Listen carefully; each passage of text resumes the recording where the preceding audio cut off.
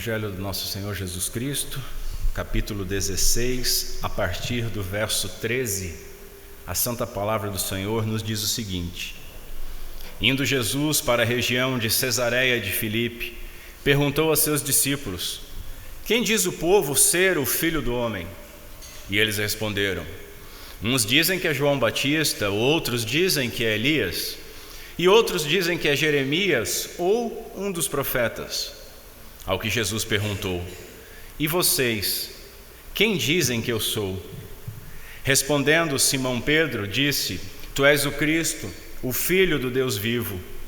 Então Jesus lhe afirmou: Bem-aventurado é você, Simão Bar-Jonas, porque não foi carne e sangue que revelaram isso a você, mas o meu Pai que está nos céus. Amém. Essa é a palavra do Senhor. Curve sua cabeça. Pai, ajuda-nos mais uma vez nesta manhã. Dependemos de Ti. Queremos a Ti. Guia-nos a Ti por meio do Teu Santo Espírito. Amém. Meus irmãos, hoje nós veremos essa confissão de Pedro em nome dos apóstolos novamente, pois, como eu havia dito, é um assunto que nós jamais esgotaremos. Iremos além do entendimento dos apóstolos na época, Porque estamos sobre o ensinamento dos apóstolos. Mas já vimos no contexto que à época a sua confissão, ainda que verdadeira nas palavras, haviam certas falhas na sua fé e no seu entendimento a respeito do que estava sendo dito.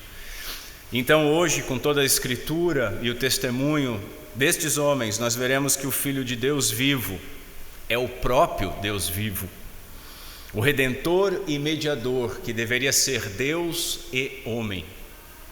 Veremos que Pedro foi chamado de bem-aventurado, pois deu a única resposta adequada à pergunta do nosso Senhor Jesus Cristo, e que isto é algo que a sabedoria humana jamais poderia ensinar. Veremos então a soberania de Deus na salvação, pois quem revela que Jesus é o Cristo é Deus, o Pai. Por fim, nós veremos que o Salvador se deleitou nesta revelação e faremos então algumas aplicações. Filhinhos, meu desejo nesta manhã é que nós possamos ver, entender e sair com os corações cheios de alegria e louvor, porque se nós podemos dizer: Ah, Jesus, Tu és o Cristo, Filho do Deus vivo, é porque o Pai nos revelou. E se o Pai nos revelou, é porque o Pai nos regenerou. E se o Pai nos regenerou, é porque Ele nos elegeu e nos ajuntou a Cristo de uma maneira que nós jamais seremos lançados fora. Vamos dar uma olhada novamente no contexto do que nós estamos vendo para relembrar. Na última oportunidade nós vimos que Jesus ele fez duas perguntas importantíssimas sobre a sua identidade. Aprendemos o porquê que elas foram feitas. Jesus não estava curioso porque não soubesse ou querendo ouvir alguma palavra bonita a respeito de quem ele era, algum elogio, mas ele estava preocupado com o entendimento dos apóstolos. Ele queria que eles entendessem o que estava acontecendo em seus corações. Aprendemos que as respostas a respeito do que o povo achava, não havia um consenso entre elas. O único consenso é que todas estavam erradas.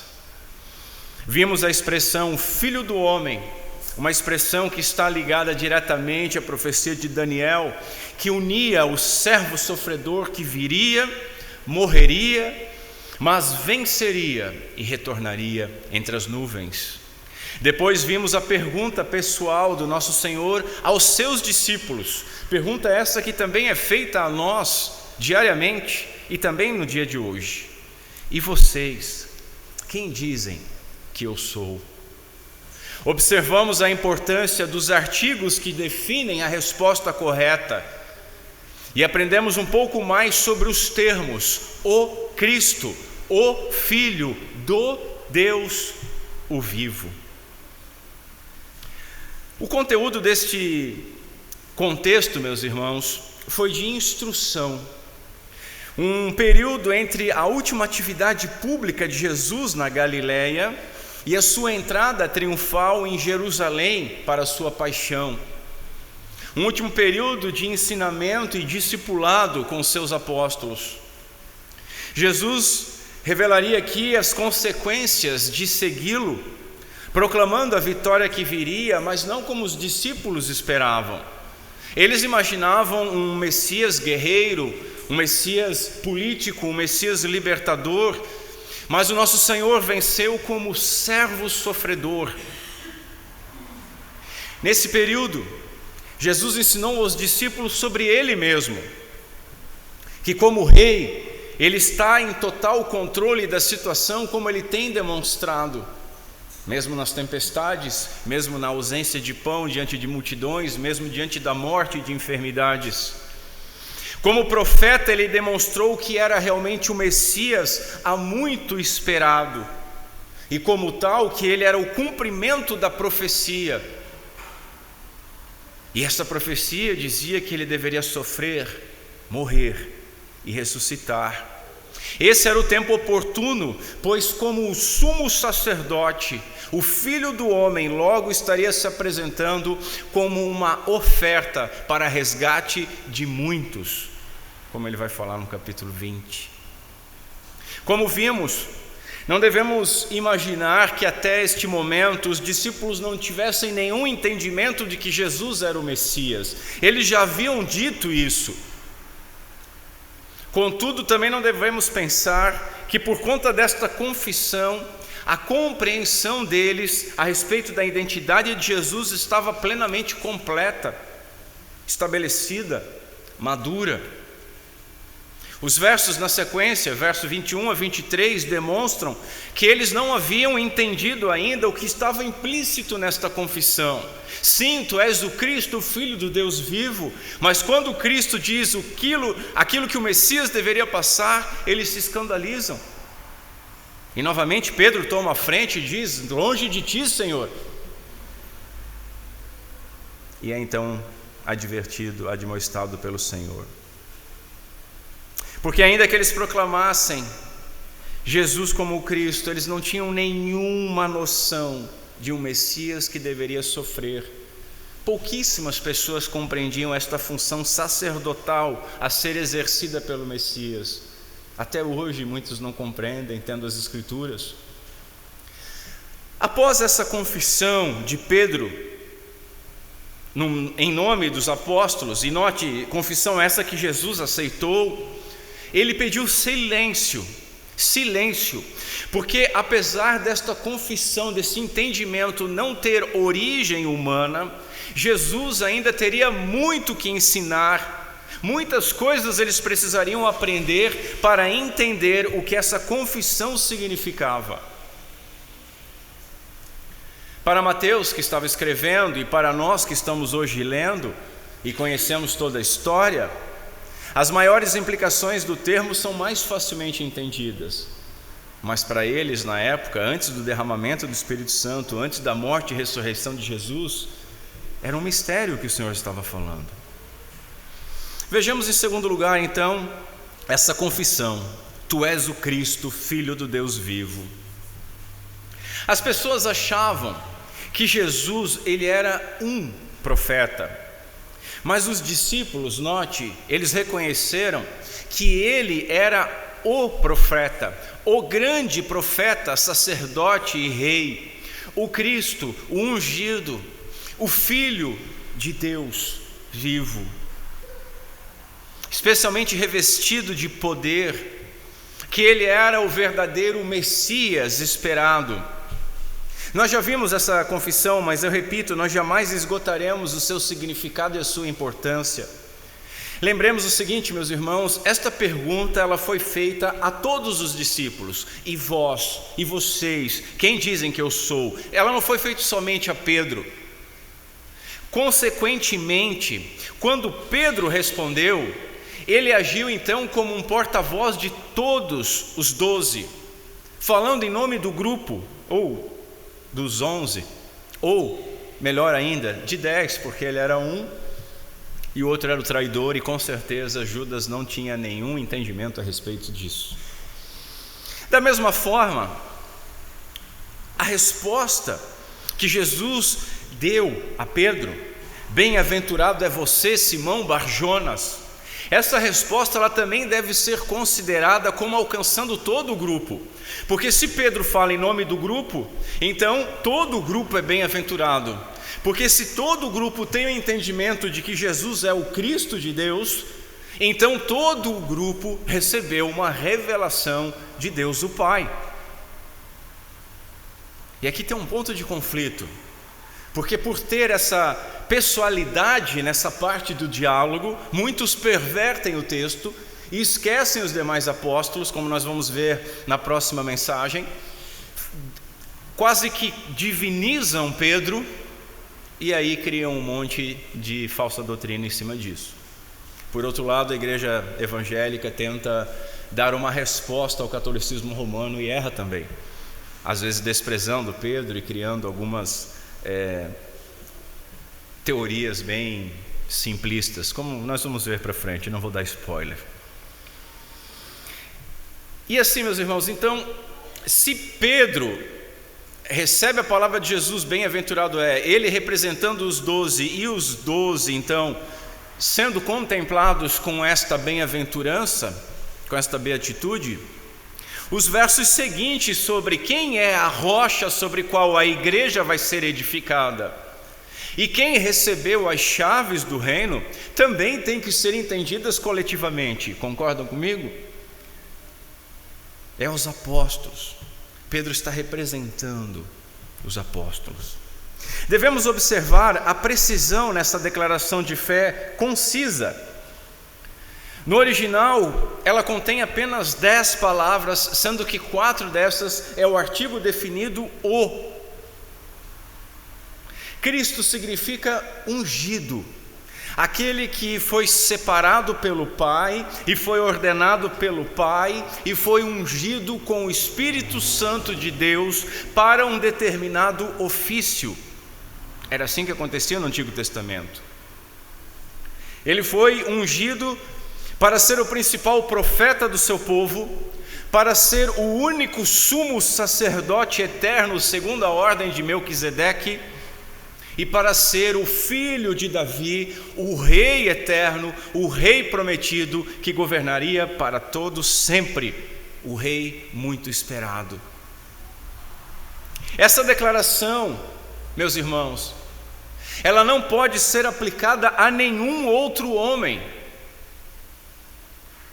Jesus era e sempre será o Filho desse Deus, que não somente é o único Deus vivo, e isso contrastando com os falsos deuses dos pagãos, que são deuses mortos, de pedra, de barro, de palha, de imaginação, mas que é também a única fonte de vida para todo aquele que vive. Como nós lemos, a vida estava nele. Essa confissão foi um resumo de todo o cristianismo e um compêndio da verdadeira doutrina religiosa. Em terceiro lugar, vejamos que o Filho do Deus vivo é o próprio Deus vivo. Isso é glorioso. Falamos sobre a limitação de Pedro e dos demais apóstolos naquele momento. Contudo, meus irmãos, repito, nós podemos ir além. Nós temos as Escrituras e nós estamos depois do Pentecostes.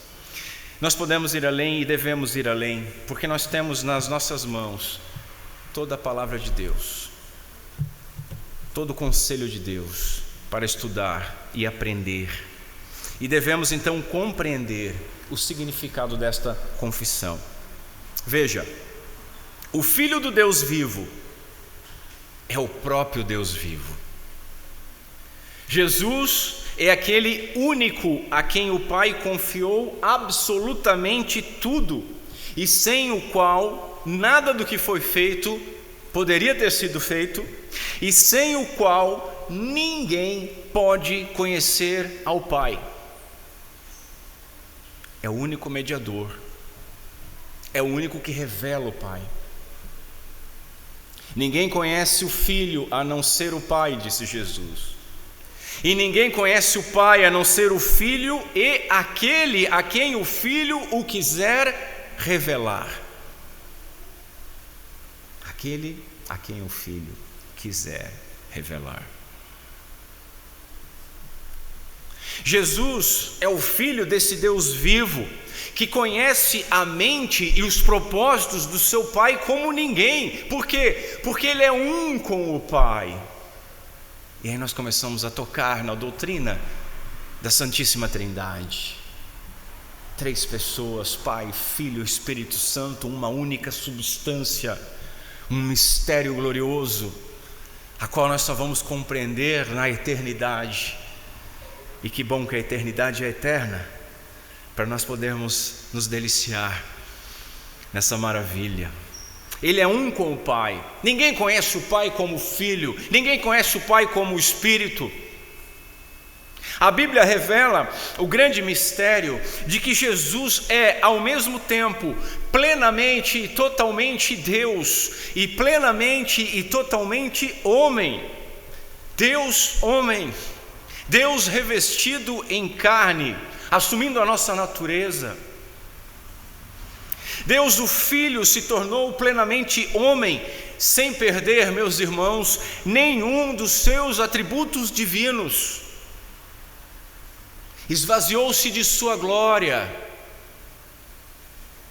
mas não perdeu seus atributos divinos. O Redentor, ele precisava ser Deus e precisava ser homem. Isso é glorioso, quando nós entendemos isso. Vamos entender então. Primeiro, que o Redentor precisava ser Deus. Veja, Deus existe, mas existe apenas um Deus.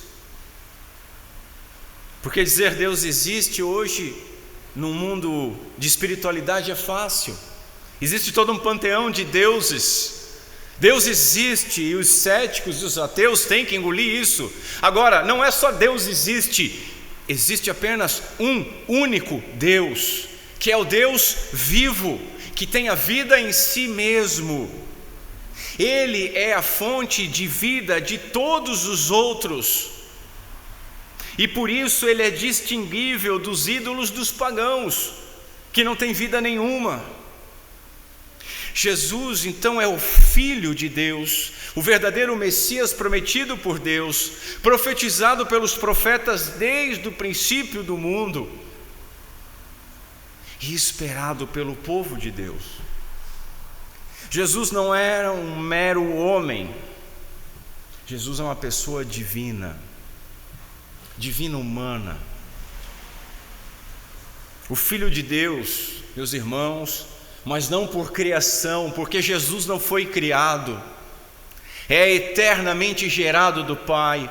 Todos nós somos criaturas, tudo que nós vemos foi criado, mas o Filho que nós veremos, ele não foi criado, ele é eternamente gerado. Ele não é Filho de Deus por criação, como somos nós ou são os anjos. Ele não é Filho de Deus por adoção, como são os santos, a sua igreja. Ele não é o Filho de Deus por ofício, como são os governantes e os magistrados chamados na Escritura, mas ele o é por natureza, sendo o seu próprio Filho unigênito do Pai, da mesma natureza que o Pai, sendo um com o Pai, sendo portanto igual ao Pai. Assim, o Redentor é Deus. E João vai deixar bem claro isso na Escritura, na sua primeira carta, nos capítulos anteriores do capítulo 5 que nós lemos, e ali é a completude disso, que aqueles que negam isso não são cristãos, de maneira alguma, são anticristos.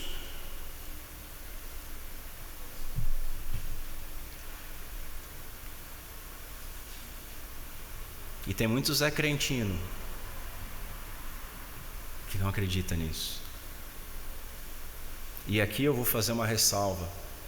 As pessoas de fé mais simples, às vezes que nós combatemos, dos movimentos carismáticos, pentecostais, na sua simplicidade eles entendem isso. São as pessoas mais nobres, de mais diplomas, os mais liberais que pervertem isso. Mas por estarem mais afastados do povo, a sua influência não se deixa de perceber na igreja, nas músicas, nas atitudes dos crentes. Assim, meus irmãos, o Redentor é Deus. Esta é a verdadeira e inviolável fé. Deus, o Filho, procede de Deus, o Pai, e a sua eternidade procede da eternidade do Pai.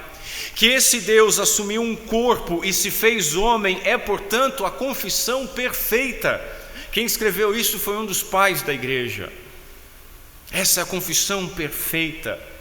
Se não fosse Deus, Jesus não poderia ter expiado o nosso pecado, não poderia ter vencido a morte, não poderia ter vencido outros inimigos que derrotou, para que pudesse realizar a nossa redenção.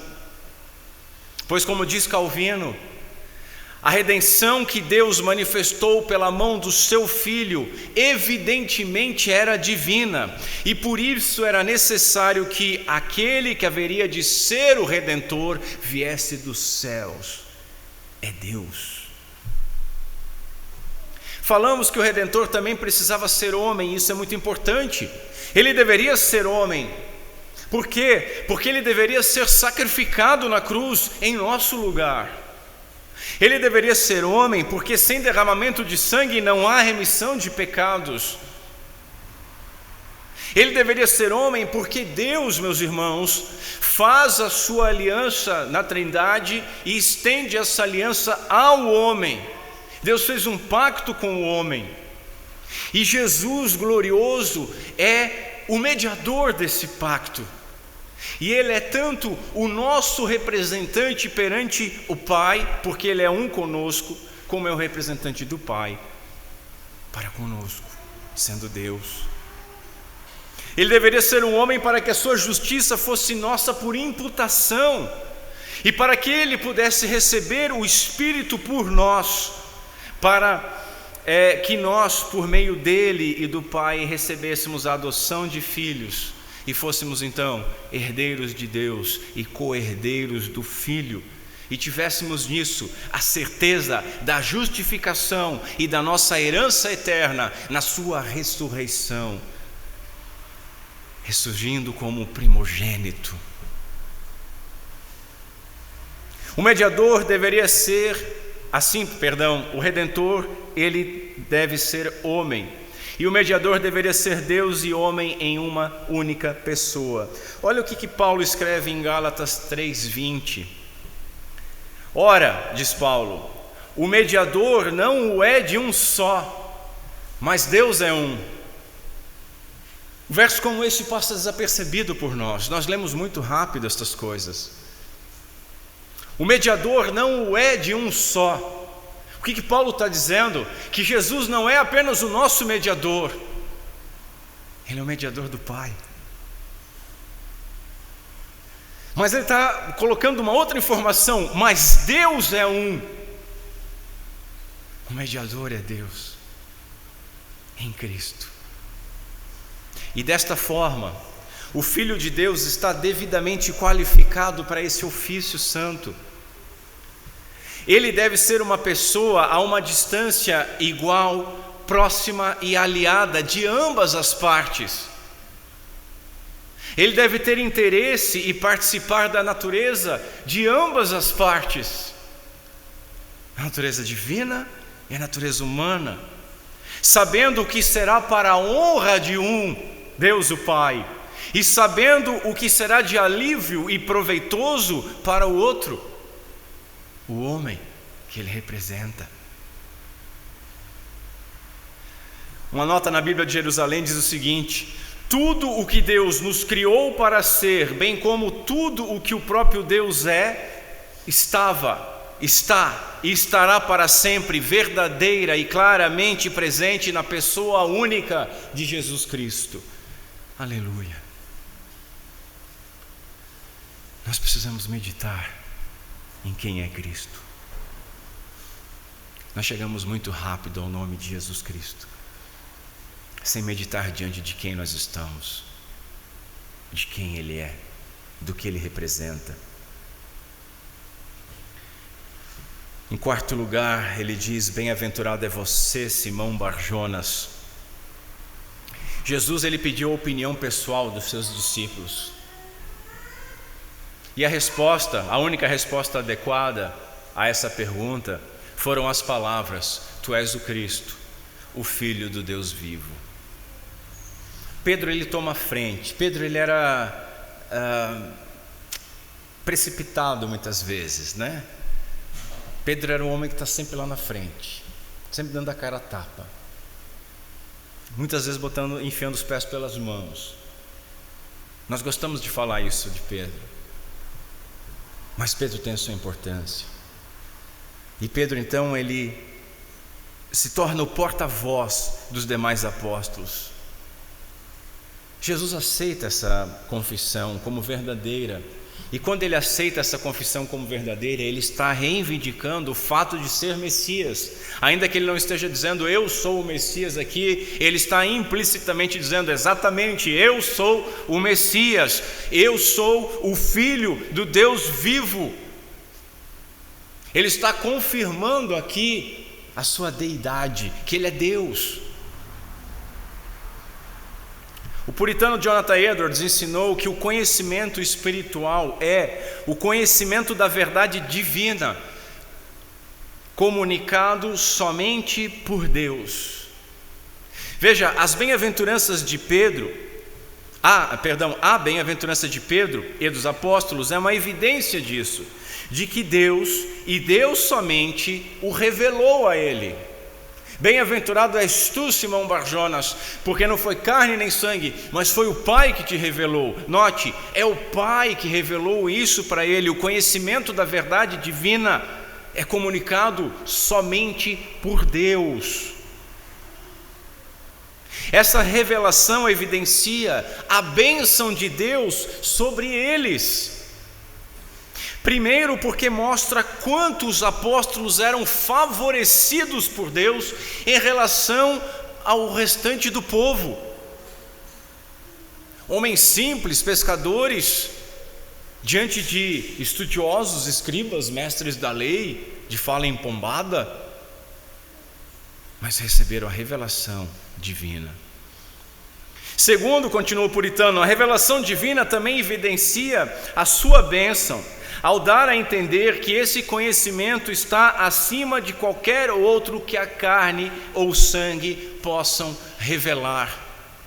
Se nós só entendermos isso, se nós soubermos somente isso, nós sabemos tudo o que é necessário para estarmos unidos com o Pai e glorificarmos. Era como se Jesus dissesse: vocês são abençoados porque vocês sabem aquilo que somente Deus Pai pode ensinar. Você pode dizer isso de você? Você sabe que Jesus é o Cristo, o Filho do Deus vivo? Então, da mesma forma, você sabe algo que somente Deus, o Pai, pode ensinar. Isso se você sabe de coração. Porque, Jesus é o Filho de Deus, está fácil na boca das pessoas. E muitos dizem isso como dizem: ele é Aragorn, filho de Aragathorn, herdeiro de Isildur.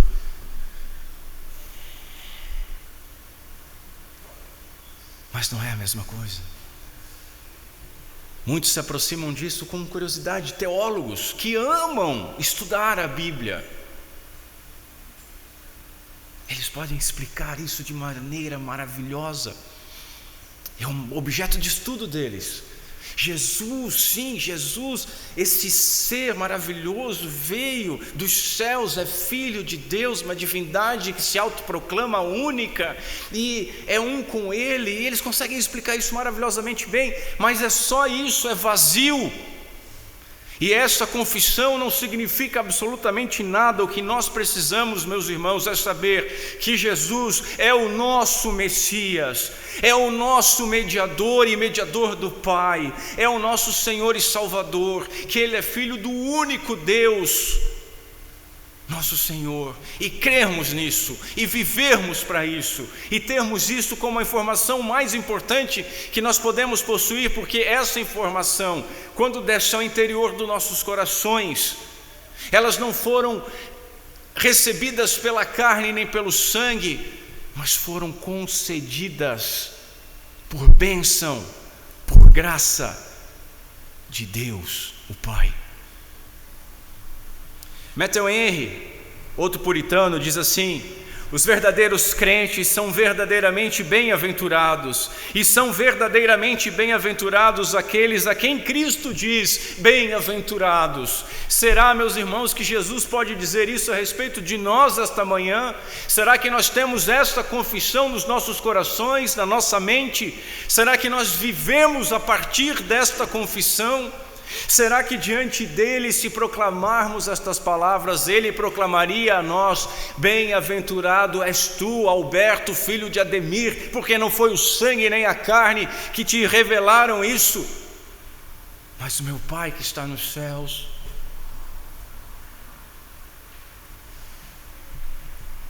Ainda que os apóstolos não tivessem alcançado todo o entendimento que essa expressão envolve, sem dúvidas, era uma declaração digna de uma bem-aventurança, de uma beatitude. Agora, meus irmãos, observe o seguinte comigo: aquele que concede a graça, ele elogia a graça manifestada em fé. Isso não é demais, irmãos? Ele que concede, mas ele elogia. Assim, Jesus também pronunciou uma bem-aventurança confirmadora para aqueles que fizeram essa confissão. Inclusive, o faz ainda hoje. Bem-aventurado é uma beatitude para todos quantos recebem e proclamam tal revelação do alto. Dito diferente, naturalmente, todos quantos concordarem com Pedro são também bem-aventurados, escreveu um teólogo. Pois para essa confissão não basta fé, é necessário a ajuda do alto.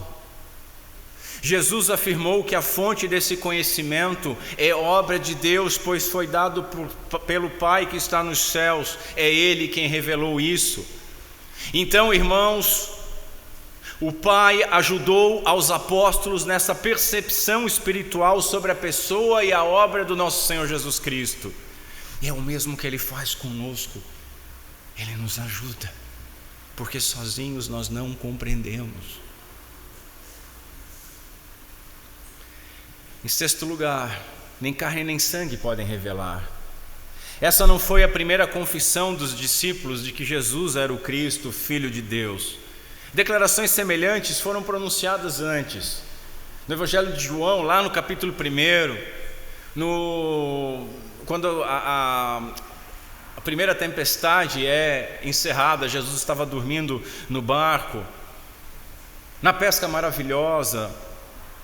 Declarações semelhantes foram feitas. Mas então, em que sentido esta aqui difere das anteriores? Para esta receber uma beatitude e as outras não. Ela difere, meus filhos, porque não foi uma reação emocional daqueles que testemunharam o milagre, diante de um milagre, dizendo: tu és o Cristo, Filho de Deus.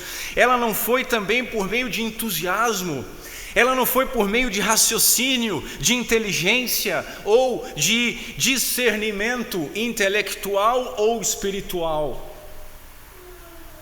Tampouco os discípulos estavam repetindo aqui uma opinião de segunda mão, algo que ouviram de alguém, algo que ouviram de carne e sangue, por meio da concordância com o povo ou alguém assim, mesmo porque o povo, as multidões, não criam que Jesus fosse mais do que apenas um profeta. Tampouco, meus irmãos, foi por algo que alguém ensinou. Observa comigo que nem mesmo Jesus os havia ensinado explicitamente sobre a sua identidade. Nem Jesus disse isso para eles. A compreensão espiritual deles não era fruto da capacidade humana desamparada, mas sim amparada por uma revelação divina.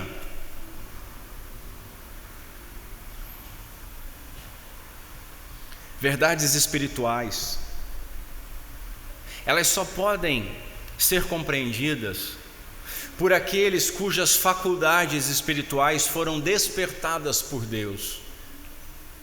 Nós lemos João capítulo 3: importa-vos nascer de novo. Isso é loucura para os homens. Nicodemos, o bom fariseu, chamemos ele assim, participou até do sepultamento de Jesus, era um discípulo, tinha um certo receio, um certo medo, mas era um discípulo. Mas ele não entendia. Como pode isso?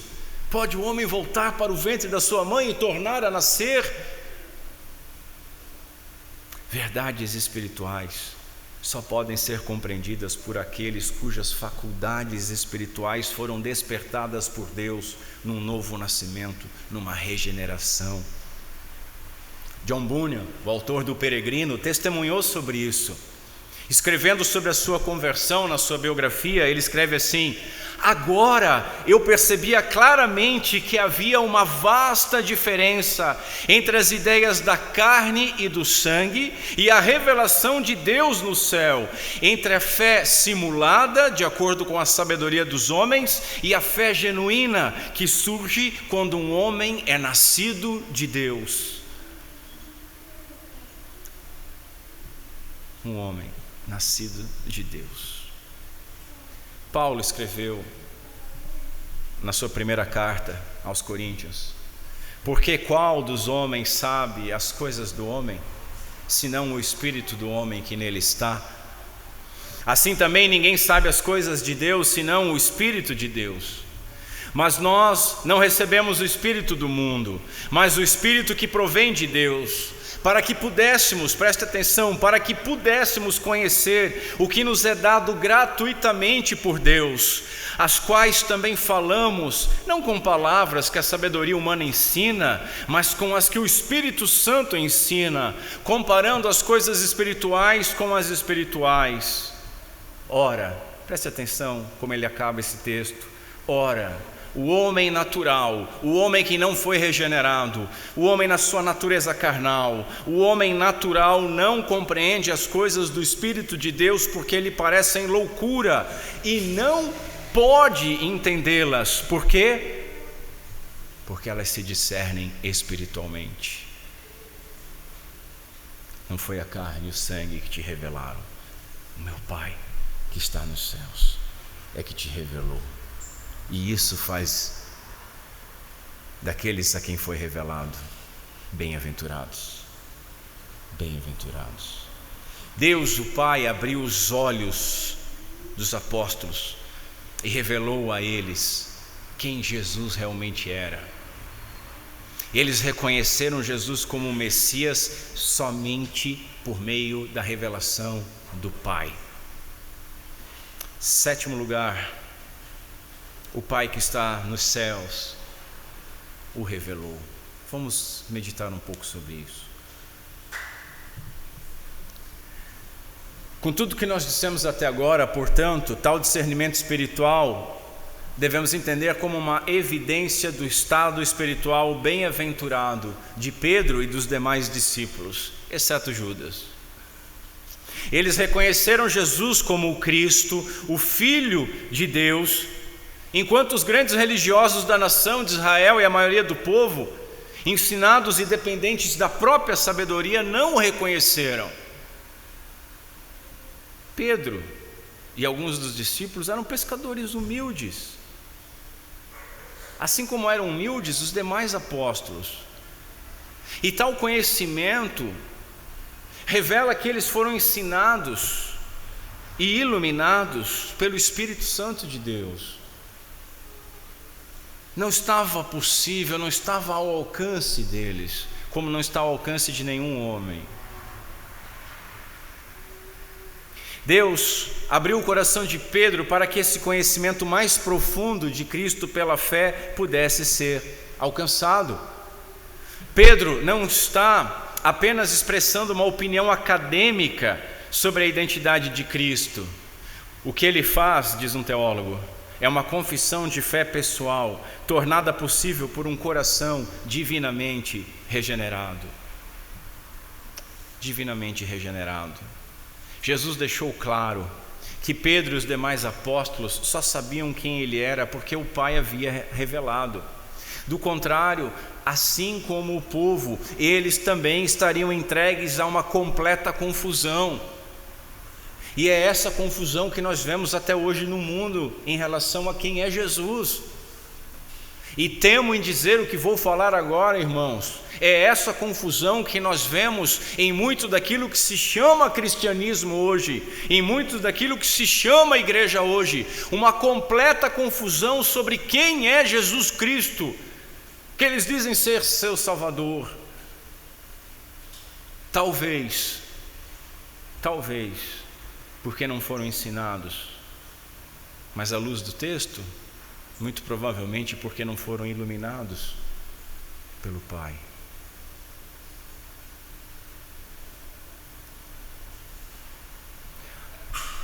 O mesmo é verdadeiro sobre nós, irmãos. Somente por revelação divina que nós podemos conhecer a Cristo. Portanto, não há razão para orgulho. Os que se dizem reformados, os que se dizem calvinistas, eles têm uma mochilinha, às vezes uma pochete, onde eles carregam um orgulho sempre perto, para estar sempre à mão, para sempre poder olhar assim para algum outro grupo e dizer: sei mais, entendo mais. Mas nós só sabemos, entendemos, compreendemos verdadeiramente se nós fomos bem-aventurados. E ninguém é bem-aventurado por si só, é bem-aventurado porque o Pai revelou, porque o Pai concedeu. Portanto, não há motivo de orgulho, e sim de humildade e dependência e amor e gratidão, porque quem éramos nós na fila do pão? Nada, não éramos ninguém, éramos pó e pecado, lixo que foi retirado do meio do monturo e colocado à mesa do Salvador. A obra de regeneração, conversão, santificação e fé, meus irmãos, não é um ato livre da vontade, nem do poder do homem, mas uma obra poderosa, eficaz e irresistível de Deus. E que saber e compreender isso deve nos tornar mais humildes e misericordiosos com aqueles que não tiveram isso, orando por eles, ensinando.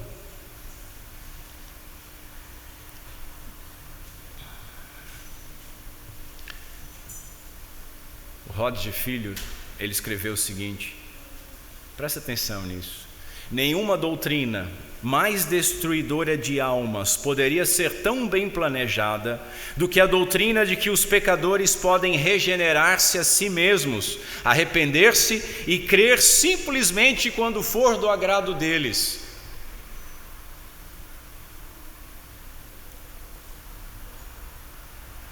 Com base nas palavras de Jesus, fica claro que homem nenhum pode entender nenhuma verdade espiritual com a sua mente caída. Em vez disso, é preciso que Deus revele o conhecimento que é necessário para a salvação. É necessário que Deus faça com que o pecador conheça Cristo para que seja salvo. Por meio desta revelação é que Cristo edifica a sua igreja, convertendo cada pecador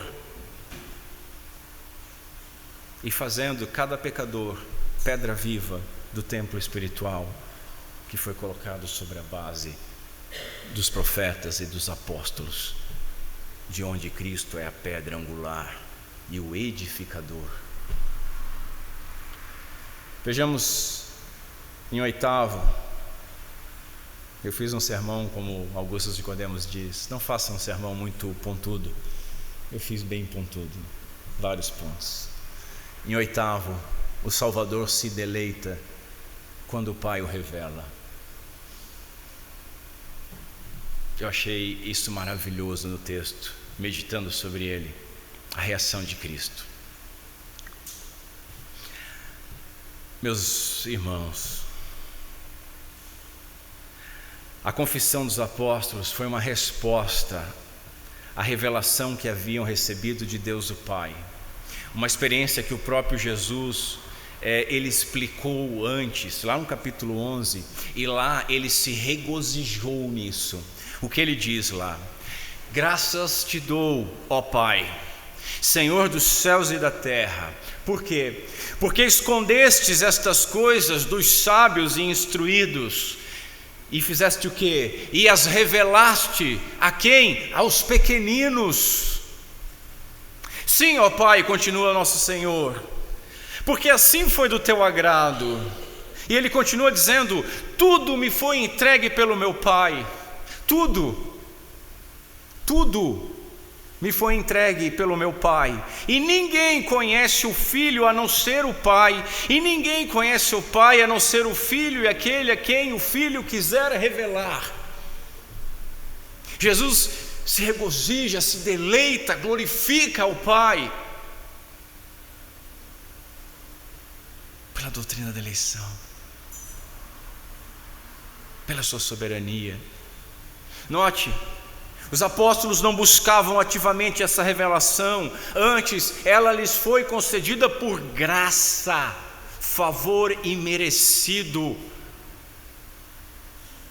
Deus havia escondido estas coisas dos fariseus e saduceus e mestres da lei orgulhosos, mas as revelou aos seus humildes discípulos, homens como nós, fracos, frágeis, pecadores, incoerentes, volúveis, temerosos, ansiosos. O Senhor se alegrou imensamente em ouvir essa confissão. Um teólogo luterano diz que o Senhor Jesus sentiu a felicidade do momento, como o Senhor se alegrou que os seus discípulos o reconhecessem. Eles não têm apenas uma opinião sobre ele, não, eles o aceitaram no seu coração, e ele pessoalmente é a razão pelo qual vivem seguindo-o.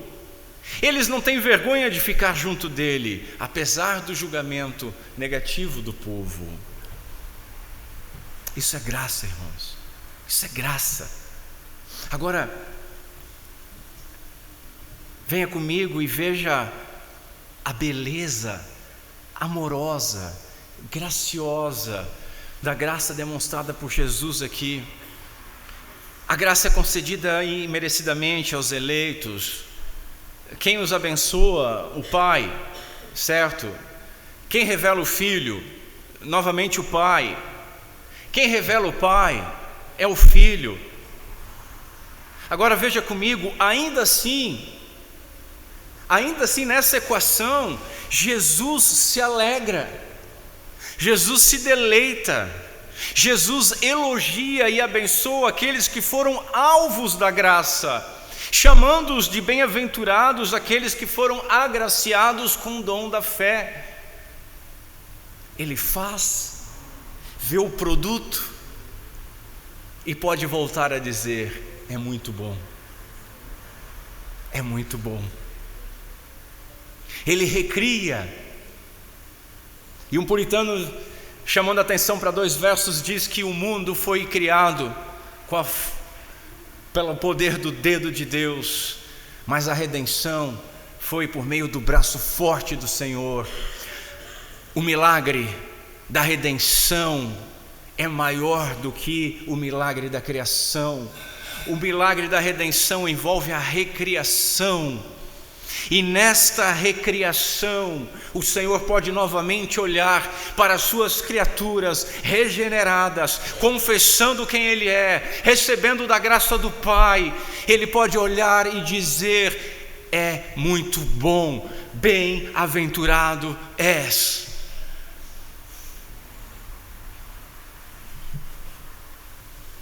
É Ele que concede iluminação e fé, e Ele se deleita em receber de volta aquilo que Ele concedeu. Isso é graça. Nós não damos nada ao Senhor, meus irmãos. Entenda isso. Nós não temos nada, nós não somos nada.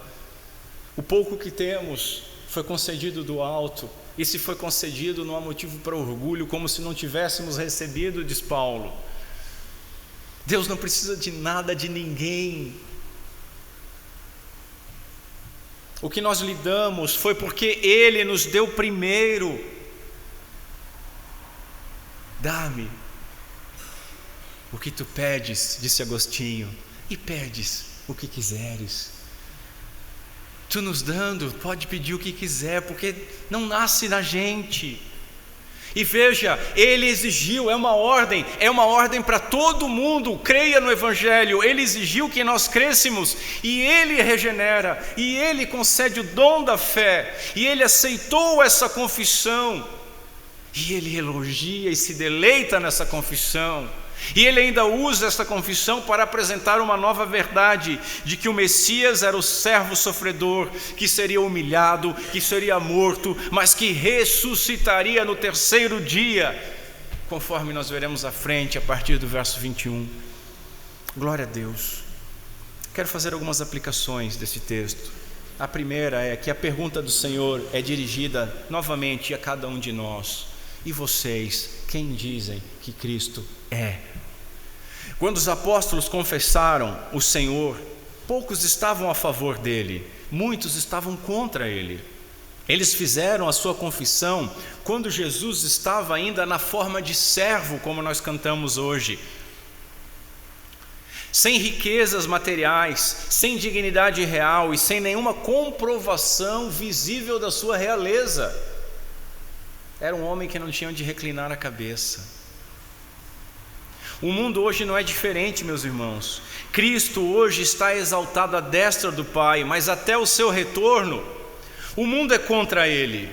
Inclusive, muito da religião que se diz cristã crê num Cristo diferente daquele revelado nas Escrituras.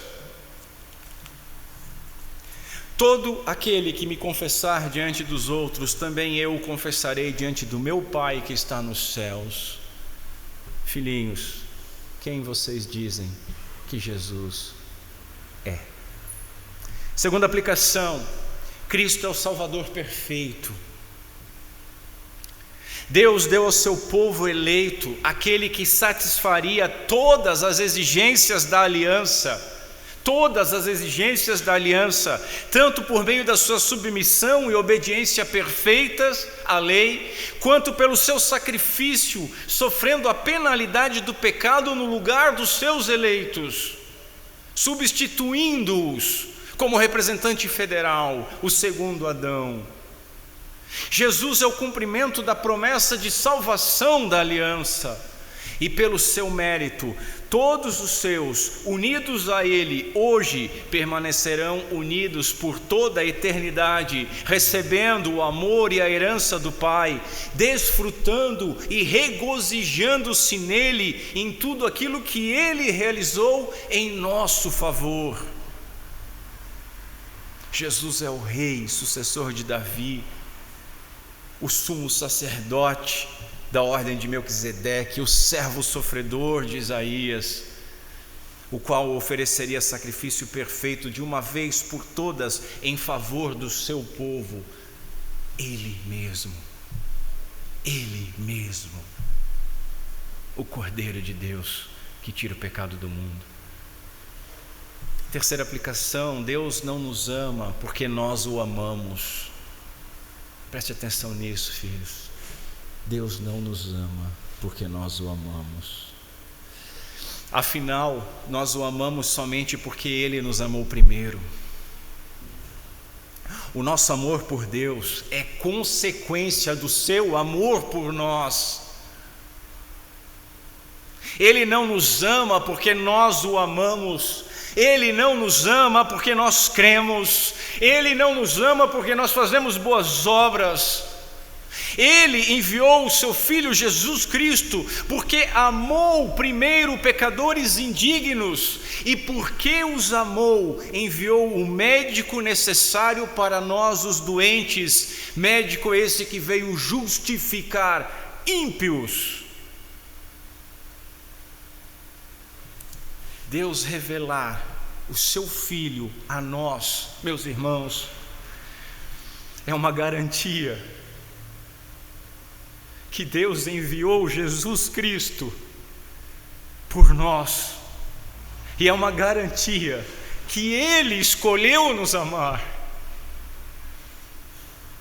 Ele não nos ama porque nós o amamos. Inclusive Ele nos ama quando nós não demonstramos esse amor. Que Deus nos ajude nisso. Outra aplicação: a nossa fé não causa a nossa salvação. Pastor, eu aprendi que a justificação é por meio da fé. Calma, irmão, aperta o seu dedão no chão, vamos entender isso. Pedro reconheceu Jesus como o Messias por meio de revelação, não por meio dos sinais que ele viu, não por meio de inteligência, não por sua vontade, tampouco por sua sensibilidade espiritual. Foi o Pai que revelou que Jesus era o Cristo, o Filho de Deus vivo, por meio do Espírito Santo de Deus. A nossa fé, meus irmãos, não é a causa da nossa salvação. A nossa salvação, ela é por meio de graça. A base da nossa salvação, a razão da nossa salvação é a graça e o bem-querer de Deus por meio da fé. A origem da salvação é a vontade soberana de Deus o Pai, na infinita eficácia da obra de Deus o Filho Jesus Cristo, no poder divino de Deus o Espírito Santo, por meio de quem o Pai regenera e revela o Filho, concedendo então ouvidos para ouvir, concedendo fé para crer, concedendo arrependimento para a mudança. Por conta disso, devemos ser humildes e nos alegrar, confiando que, se o Deus Trino nos fez enxergar a Cristo, nós somos bem-aventurados, porque não foi o sangue nem a carne, mas o Pai que nos revelou isso. Outra aplicação: não somos salvos porque queremos ser salvos. Se o Pai revela o Filho a quem Ele quer, meus irmãos, se um homem é salvo, não foi porque ele quis ser salvo, porque o Pai revela a quem Ele quer.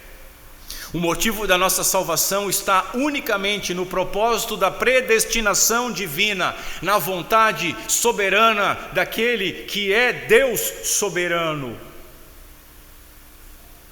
Senhores, para sermos convertidos, nós precisamos nascer de novo. Ninguém pode ver o reino se não nascer de novo, e ninguém pode nascer de novo, se regenerar, ressuscitar, qualquer termo que se use para definir isso. Ninguém pode fazer isso por vontade própria.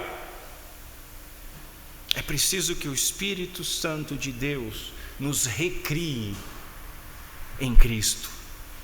O mesmo poder que ressuscitou Jesus dos mortos precisa ser exercido para nos ressuscitar. E somente aqueles que foram regenerados, somente a estes pode ser revelado o Cristo que salva.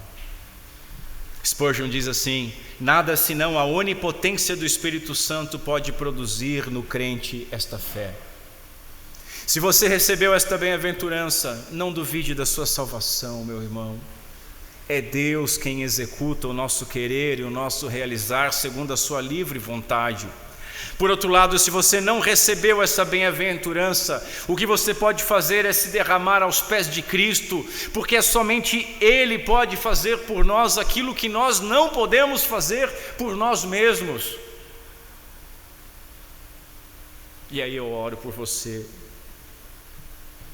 Pai, revela o teu Filho àqueles que te ouvem, segundo a sua boa vontade e para a glória do seu nome. Última aplicação, nós recebemos com isso uma segurança inabalável. Quem crê que Jesus é o seu Salvador, sabe também que Ele é o seu Senhor, e assim obedece aos seus mandamentos. A lei é dada para aqueles que estão em união pactual. Obedecemos não por medo de punição, mas obedecemos porque nós já somos bem-aventurados, porque nós já somos abençoados em Cristo. Embora ainda não sejamos perfeitos, irmãos, Jesus via os enganos, os erros e os pecados em Pedro, mas Jesus não o excluiu por causa disso. Pedro, ele já era um bem-aventurado antes de Jesus ter que orar por sua conversão, lá em Lucas 22. Pedro já era um bem-aventurado antes de ter que ser repreendido pela tentação demoníaca que fez a Cristo, verso 23. Pedro já era um bem-aventurado antes de ter de ser restaurado pelo Senhor após ele o negar 3 vezes. Pedro já era um bem-aventurado mesmo antes de Paulo o repreender face a face por hipocrisia. A questão, meus irmãos, não é se vamos falhar.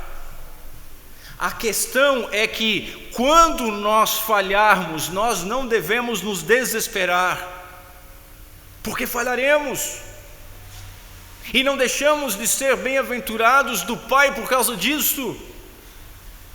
Nós devemos fugir do pecado e ir para Cristo, arrependidos, confessando o nosso pecado e confiando no seu perdão. Jesus disse: lembre-se, pois, de onde você caiu, arrependa-se e volte à prática das primeiras obras. O Filho do Deus vivo sempre obedeceu, e é nele que nós somos perdoados de todos os nossos fracassos. Isso é segurança eterna. Bendito Jesus Cristo, bendito Filho do Deus vivo. Que Deus Pai seja misericordioso conosco por meio desse Jesus Cristo. Amém.